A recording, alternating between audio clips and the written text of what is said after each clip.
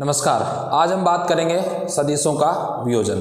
कोई सदिश होता है, उसका वियोजन का मतलब क्या है? वियोजन का मतलब है किसी सदिश के कोई घटक हो सकते हैं, 2 घटक हो सकते हैं, 3 घटक हो सकते हैं। सर ये घटक क्या होते हैं? देखो एक्चुअल में क्या है कि कोई सदिश है वो x दिशा के साथ भी है, y दिशा के साथ भी है और z दिशा के साथ भी है। अगर हम 2D में बात करें, हमारा जो ये यहाँ पर सदिश वियोजन है वो 2D में है। 2D का मतलब केवल 2 ही एक्सिस की बात करेंगे हम, x और y की। तो यहाँ पे मान लीजिए आप इस प्रकार कोई आपका, ये तो आपने 2 दिशा हो गई, ये हो गया आपका x अक्ष और ये दूसरा हो गया आपका y अक्ष।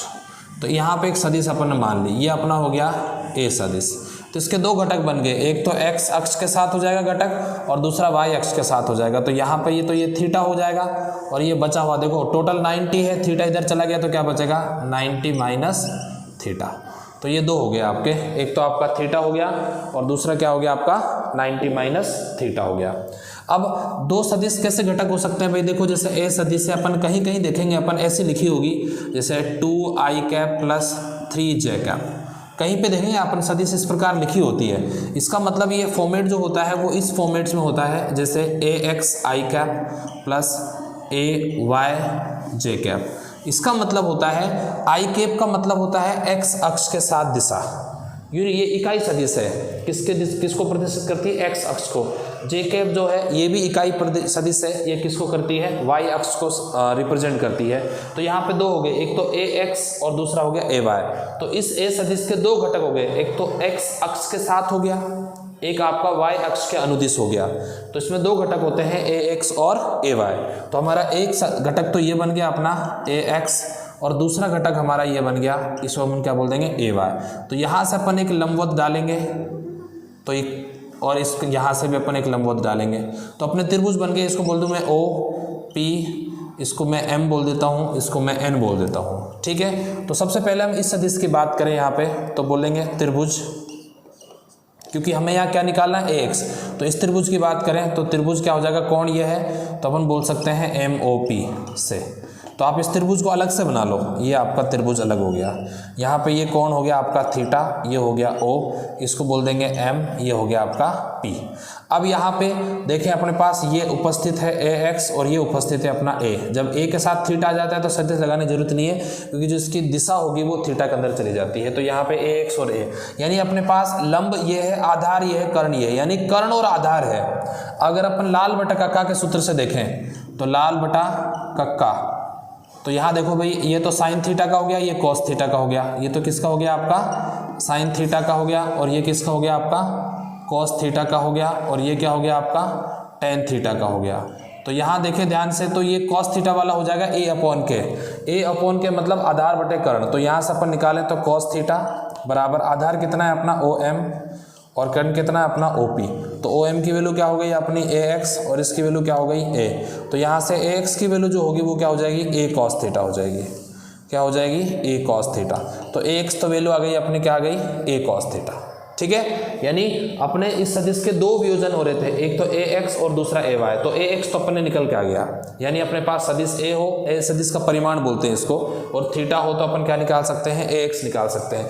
वैसे ही हमारा दूसरा है त्रिभुज, एक और बनाएंगे, ये वाला त्रिभुज लेते हैं। इससे ये त्रिभुज क्यों लिया, क्योंकि इसमें ay निकल जाएगा। तो अपन बोलेंगे यहाँ पे त्रिभुज NOP से। तो NOP से तो यानी अपना ये त्रिभुज जो इस तरीके से बन जाएगा, ये अपना त्रिभुज बन गया। तो यहाँ पे आ गया अपना थीटा, ये हो जाएगा आपका N, ये हो जाएगा P और ये हो जाएगा आपका O। यहाँ पे हो जाएगा, ये वाला थीटा नहीं रहेगा, क्या रहेगा 90 माइनस थीटा। क्या रहेगा ये 90 माइनस थीटा। तो यहाँ पे अपन इसको 90 माइनस थीटा लिख देंगे, और ये हो गया आपके पास y और इसको a बोल देंगे। तब यहाँ देखो फिर वही, ये लंब है, ये आधार एक कर्ण है, तो फिर कौन सा सूत्र लगेगा आपका cos थीटा, क्योंकि इसमें भी आधार बटे कर्ण की बात हो रही है, इसमें भी किसकी बात हो रही है, आधार बटे कर्ण की बात हो रही है। तो इसमें cos थीटा का फॉर्मूला लगा है यहाँ पे। तो वही आधार क्या है भाई, आधार है आपका यहाँ पे ON और कर्ण क्या है OP। हमेशा ध्यान रखना, आधार कर्ण कैसे निर्धारित करोगे आप, 90 डिग्री के सामने जो होता है उसको कर्ण बोलते हैं, और कोई थीटा दे रखा हो उसके सामने वाला लंब होता है, बचा हुआ कौन सा आधार।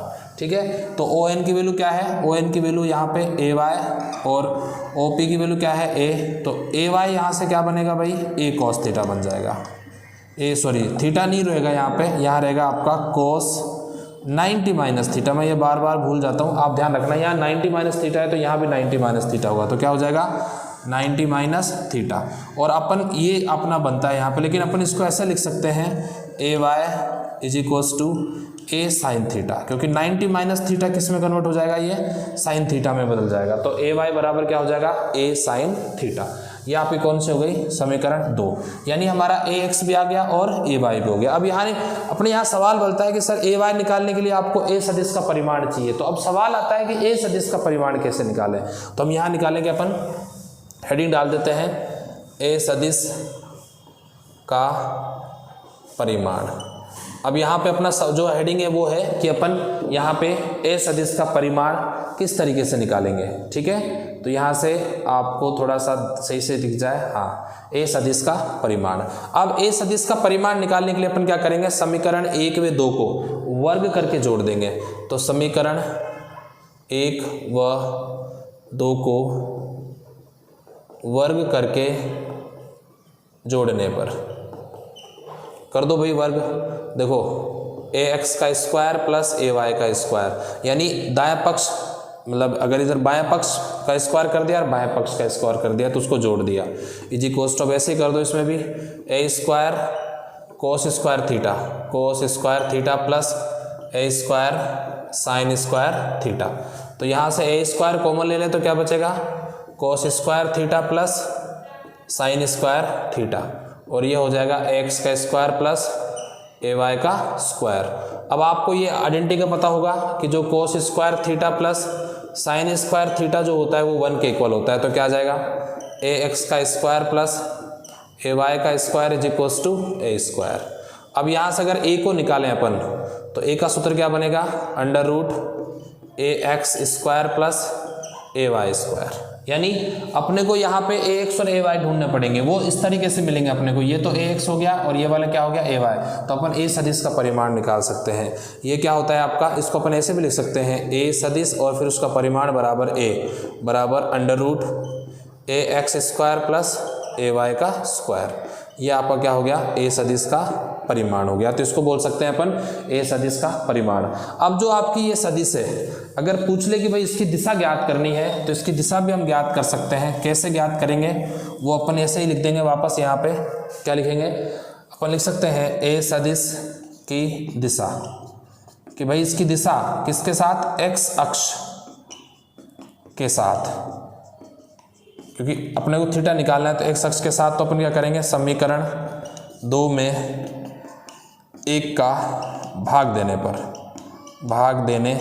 तो क्या हो जाएगा भाई, यहाँ पे ए कॉस, पहले वाला था ए कॉस थीटा बराबर ए वाई बटे ए साइन थीटा बराबर ए एक्स, सॉरी हाँ, ए दूसरा है ना, ए साइन थीटा आएगा यहाँ पे, ए साइन थीटा बराबर ए कॉस थीटा। थोड़ा सा भूल गया था मैं, समीकरण 2 ये रही है आपकी, ए वाई ए साइन थीटा। दूसरी समीकरण पहली ए कॉस थीटा। ये मैंने इसलिए ऐसा लिखा क्योंकि ऐसे ही कैंसिल हो जाएगा, sine theta upon cos theta क्या हो जाएगा आपका tan theta, is equals to क्या हो जाएगा, a y upon a x. अब यहाँ से अगर मुझे थीटा निकालना है तो अपन निकाल सकते हैं, theta is equals to tan inverse, और ऊपर क्या आ जाएगा ए वाई अपॉन क्या आ जाएगा आपका ए एक्स। तो ये क्या हो गया आपका थीटा हो गया। ठीक है, तो इस थीटा क्या कर सकता है भाई, इस सदिश जो है देखो ऊपर जाएगी तो थीटा बदलेगा, नीचे आएगी तो थीटा बदलेगा। इसका मतलब थीटा निकालना है तो tan inverse A y upon a x. तो यहाँ से अपन क्या निकाल सकते हैं, थीटा निकाल सकते हैं, जो क्या होगा इस ए सदिश की दिशा किसके साथ, एक्स अक्ष के साथ निकाल सकते हैं। ठीक है, इसके ऊपर कुछ और न्यूमेरिकल्स हैं, उनको हम एक अलग वीडियो में आपको बना दूंगा, उस न्यूमेरिकल्स को फिर वहाँ पे अपन पढ़ लेंगे। ठीक है, तो इस प्रकार पढ़ते हैं अपन सदिशों का वियोजन। उसमें एक ए एक्स निकाला, एक कॉस ए वाई निकाला, और फिर 2 इक्वेशंस मिली अपने को, ए साइन थीटा और ए कॉस थीटा। उन दोनों इक्वेशंस से अपन ने यहाँ परिमाण निकाल लिया और क्या निकाल लिया, दिशा निकाल लिया। Thank you.